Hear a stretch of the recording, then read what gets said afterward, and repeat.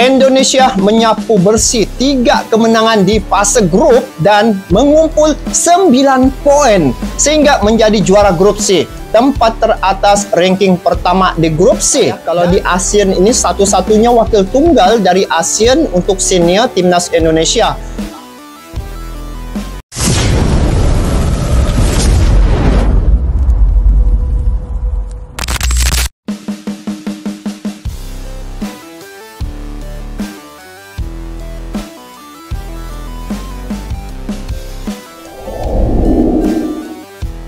Gak percaya perkembangan Indonesia secepat ini.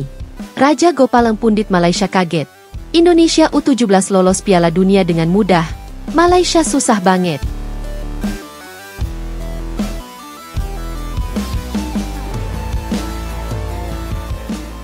Perkembangan pesat sepak bola Indonesia benar-benar mencuri perhatian banyak pihak.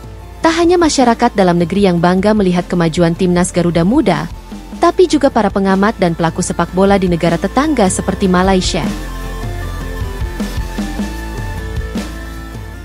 Salah satu tokoh yang secara terbuka menyatakan kekagetannya adalah Datuk Raja Gopal, mantan pelatih timnas Malaysia yang pernah membawa Harimau Malaya menjuarai AFF tahun 2010. Dalam sebuah wawancara dengan media lokal, ia mengaku tak percaya dengan laju perkembangan sepak bola usia muda Indonesia, terutama pencapaian timnas U17 yang mampu tampil di ajang Piala Dunia U17. Saya harus akui, saya tak menyangka perkembangan Indonesia akan secepat ini.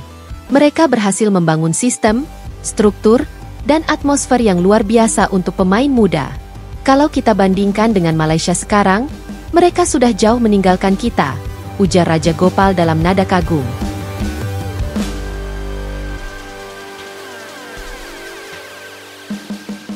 Indonesia U17 tampil di Piala Dunia, Malaysia masih bergelut di Asia Tenggara.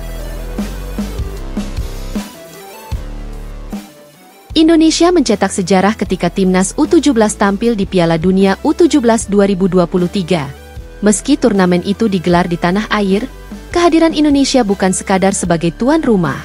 Garuda Muda tampil dengan semangat juang tinggi, tak takut menghadapi lawan-lawan besar seperti Ekuador dan Maroko, dan memperlihatkan bahwa mereka bukan tim pelengkap. Penampilan yang solid dan penuh percaya diri itu mendapatkan banyak pujian dari media internasional. Meski belum berhasil lolos ke fase gugur, Indonesia dianggap memiliki potensi besar untuk menjadi kekuatan baru di Asia. Sebaliknya, Malaysia justru belum mampu menunjukkan konsistensi di level usia muda. Dalam beberapa tahun terakhir, prestasi Malaysia di ajang kualifikasi Piala Asia U17 dan turnamen regional seperti AFF U16, U17 justru merosot. Harimau Muda belum mampu menembus level Asia, apalagi berbicara di pentas dunia. Pundit Malaysia akui, Indonesia lebih siap atau lebih serius. Kekagetan atas kemajuan Indonesia bukan hanya datang dari mantan pelatih. Beberapa analis dan komentator sepak bola Malaysia juga ikut angkat bicara. Salah satunya adalah Zulhelmi Zainal, jurnalis senior dan pundit sepak bola yang sering tampil di media olahraga Malaysia. Apa yang dilakukan Indonesia dalam 5 tahun terakhir itu luar biasa.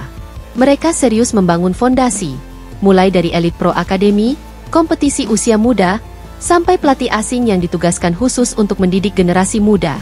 Di sisi lain, Malaysia belum sepenuhnya bergerak ke arah yang sama, katanya dalam sebuah diskusi sepak bola. Zulhelmi juga menyebut bahwa ekosistem sepak bola Indonesia saat ini sudah sangat mendukung pertumbuhan pemain muda.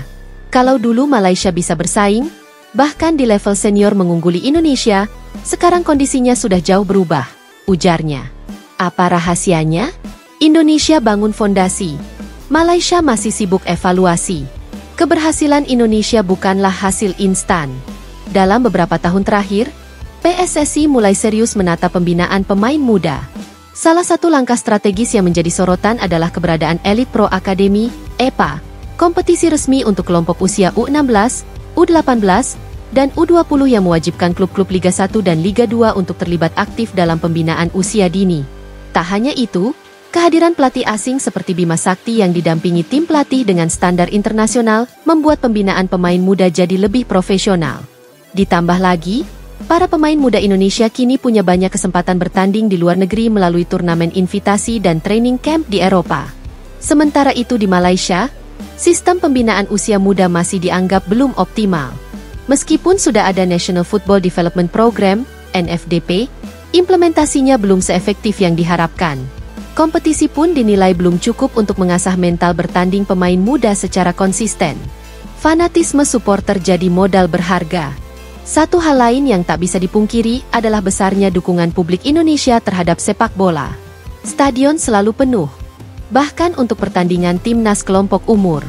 Suasana ini jelas menciptakan motivasi luar biasa bagi para pemain muda.